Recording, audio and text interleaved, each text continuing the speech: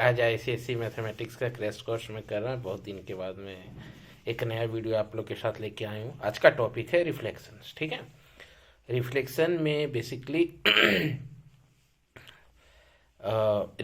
Basically in x axis y axis x बराबर ये y बराबर ये and the origin invariants. Okay, चलो मैं सबसे पहले स्टार्ट करता हूँ। कोऑर्डिनेट एक्सिस क्या होता है? कोऑर्डिनेट एक्सिस क्या होता है ना कि the two mutually perpendicular number lines intersecting each other at the zero. मतलब जीरो पे कोई दो लाइन एक दूसरे को इंटरसेक्ट करता है। इंटरसेक्ट मतलब एक दूसरे को कट करता है। ठीक है, उसी को हम लोग बोलते हैं कोऑर्डिनेट एक्सिस। ठीक है, एक एक्सिस देखिए आप एक्स ओ एक्स डेस आपको दिख रहा है। ठीक है, एक्स ओ एक्स डेस आपको दिख रहा है और वाई ओ वाई डेस दिख रहा है आपका। ठीक है, देखिए एक्स ओ एक्स डेस वाई ओ वाई डैश। ठीक है, अब ये फर्स्ट क्वाड्रेंट होता है पॉजिटिव पॉजिटिव, ये भी नंबर पॉजिटिव ये भी पॉजिटिव।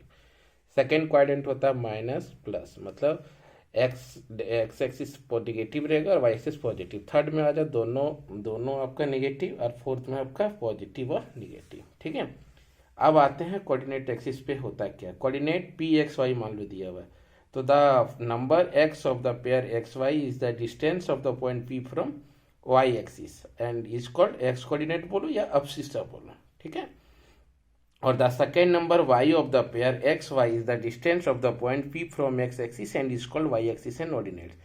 मतलब ये आप समझ लो कि ये आपका एक्स एक्सिस वाई एक्सिस हो गया। First second third fourth quadrants में सारा एक्सप्लेन कर दिया हूँ।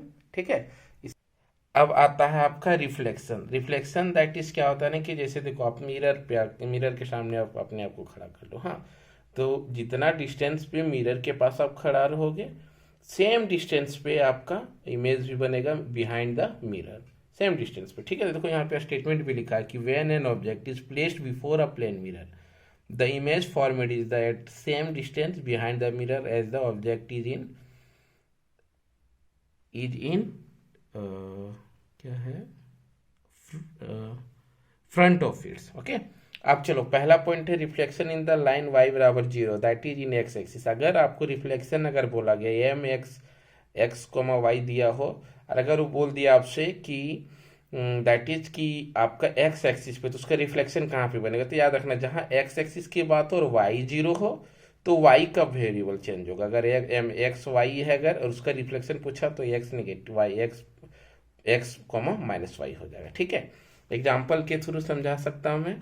देखिए ये यहाँ पे बना भी हुआ है, देखो पी एक्स कोमा वाई है, पी डैश आपका इमेज उसका क्या बन गया? Reflection P dash x comma minus y. ठीक है, अब आता हूँ एग्जाम्पल के थ्रू में एक्सप्लेन होता है। Reflection of point 2,3 in the x axis बोला था। एक्स एक्सिस में क्या बोला था चेंज होगा? मैं क्या बोला था चेंज होगा? वाई एक्सिस चेंज होगा। ठीक है, इसका बताओ क्या चेंज होगा?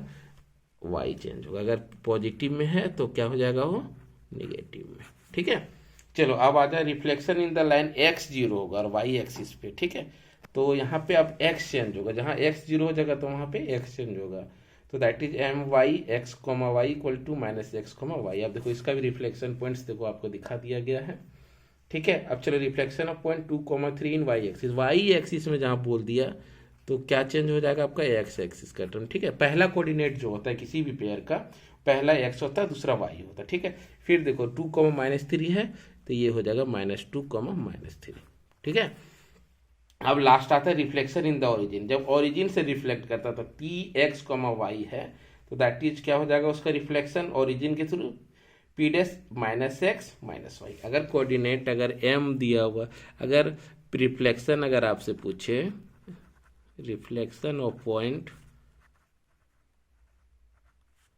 2,3 तो इसका क्या हो जाएगा?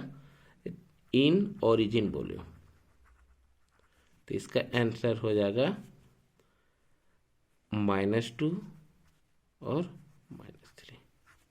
ठीक है, आज का वीडियो यहीं तक। थैंक यू, मिलता हूं मैं न्यू। ये आपका कॉन्सेप्ट था, इस पर बेस्ड जितना भी क्वेश्चन आपको दिखे ठीक है, आप बनाना, सारा 1 बाय 1 बन जाएगा। सारा कॉन्सेप्ट इसी पर बेस्ड है। मैं नेक्स्ट ये सेक्शन फार्मूला वाला टॉपिक्स को लेके आता हूँ। तब तक के लिए धन्यवाद। Thank you, good night.